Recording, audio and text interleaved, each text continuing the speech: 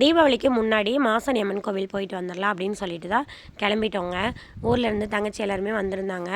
சரி ரொம்ப நாள் ஆகிடுச்சு போயிட்டு வந்து போகலான்னு சொன்னாங்க அப்படின்னு சொல்லிட்டு கிளம்புனோம். நல்ல கூட்டமாக இருக்குமோ என்னமோ தீபாவளி டைம் வேறு அப்படின்னு சொல்லி நினச்சி தான் வந்தோங்க. ஆனால் பரவாயில்ல, கூட்டமே இல்லை. நாங்கள் வரும்போதும் வந்து பார்த்திங்கன்னா மதியத்துக்கு மேலே ஆகிடுச்சு. வந்ததுமே வந்து சாமிக்கு தீபமெல்லாம் போட்டுட்டு அதுக்கப்புறம் சாமி கும்பிட்டுட்டு உள்ளே போனோம். கொடிக்கம்பத்தை சுற்றி வந்து சாமி கும்பிட்டாச்சுங்க. ஒவ்வொரு வருஷம் வந்து ஒவ்வொரு மாற்றம் இருக்குது கோவிலில். ஆரம்பத்தில் இருந்ததுக்கு நிறைய வந்து மாற்றிட்டாங்க.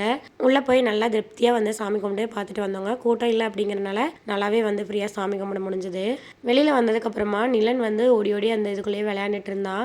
அவனை வந்து பிடிச்சி கூட்டிகிட்டு வர்றதுக்கு ஒரு வழி ஆயிடுச்சுங்க. வரவே மாட்டேங்கிறான். அதுக்கப்புறம் கிளம்பி அப்படியே வந்து நாங்கள் பொள்ளாச்சி வந்தோம். அத்தை வீடு இருக்குது, அங்கே வந்துட்டு கொஞ்ச நேரம் அங்கே வந்து இருந்துட்டு அதுக்கப்புறம் வந்து வீட்டுக்கு வந்தாச்சுங்க. இது அடுத்த நாள் காலையில் தீபாவளி அன்னைக்கு காலையிலங்க. எங்கள் ஊருக்கு பக்கத்தில் மாரியம்மன் கோவில் இருக்குது. நிறைய பேர்த்துக்கு தெரிஞ்சிருக்கும் இந்த சைடு இருக்கிறவங்களுக்கு. கோவிலுக்கு போய் சாமியெல்லாம் கும்பிட்டதுக்கப்புறமா எங்கள் ஊர் இங்கே பக்கத்துலேயே தான். நாங்கள் வந்து தங்கச்சி எல்லாருமே எங்கள் ஊருக்கு வந்துட்டாங்க. அங்கே வந்து நான்வெஜ்லாம் செஞ்சு சாப்பிட்டதுக்கப்புறமா ஈவினிங் போல் எல்லாருமே கிளம்பி அம்மா வீட்டுக்கு வந்தாச்சுங்க. இப்படி தான் எங்களுக்கு தீபாவளி வந்துட்டு பார்த்திங்கன்னா ஒரு 2 நாள் கோவிலாக வந்து போயிடுச்சு. அது என்னமோ தெரியலங்க, இந்த பட்டாசெல்லாம் வெடிக்கலாம் அப்படின்னு நினச்சா அது வந்து தோணவே மாட்டேங்குது. சரி குட்டீஸ் போக்குன்னு போயிடுவாங்க அப்படின்னு சொல்லிட்டு கொஞ்சம் பட்டாசு அவங்களுக்கு மட்டும் வாங்கி கொடுத்தோம். இந்த வெங்காய வெடி இதெல்லாம் கீழே போட்டால் வெடிக்குமில்லங்க, அதை வாங்கி கொடுத்தா அதை வந்து டப்பு டப்புன்னு வெடிச்சிட்டு இருந்தாங்க.